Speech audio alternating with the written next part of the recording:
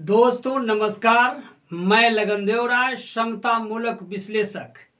उत्तर प्रदेश और बिहार दोनों ऐसा है राज्य जहां की जनता केंद्र पर सत्तासीन का पहनाती है ताज।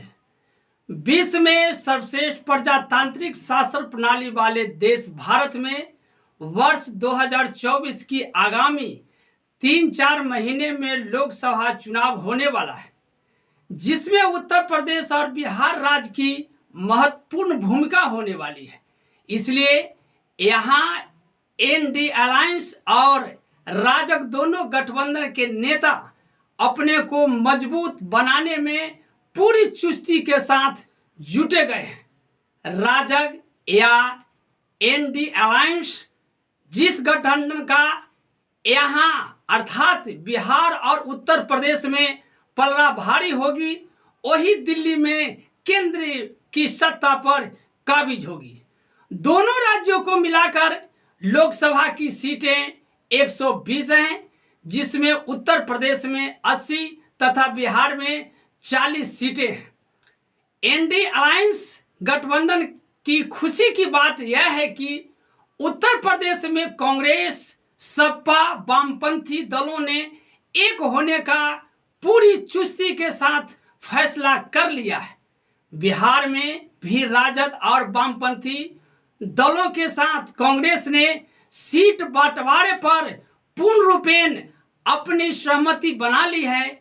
इससे जाहिर होता है कि एनडी अलायंस गठबंधन का इन राज्यों में कोई मतभेद नहीं है। पूरी निष्ठा के साथ, एकाग्रता के साथ दोनों एक गठबंधन पूर्ण रूपेण सहमति जता ली है। उधर राजग उत्तर प्रदेश में एकजुट है। बिहार में भी जदयू को साथ लेने के बाद और मजबूत होती नजर आ रही है।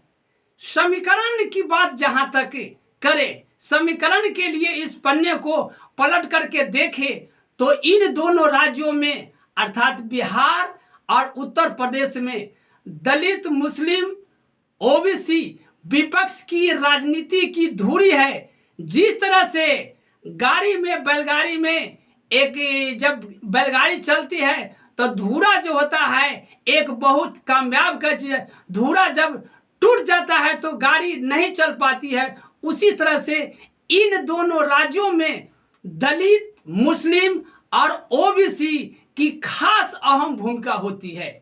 यहाँ गैर भाजपाई और कांग्रेस की भी सरकार बनी है। एनडी अलायंस गठबंधन ने विपक्षी गठबंधन के लिए चुनाव का शंखनाद है, जहां इस गठबंधन के बड़े बड़े लीडर आज पटना के गांधी मैदान में शरीक हुए हैं, सभा में उपस्थित हुए हैं। अपनी अपनी राज्य के जो बातें हैं और वहाँ की जनता की जो रुझान है उस सभी को बिहार की जनताओं के बीच प्रदर्शित करने के लिए एकत्रित हुए हैं। यह स्वाभाविक है कि पूरे देश की निगाह आज की यानी 3 मार्च की पटना की ऐतिहासिक गांधी मैदान में होने वाली रैली पर पूरे देश की निगाह टिकी हुई है।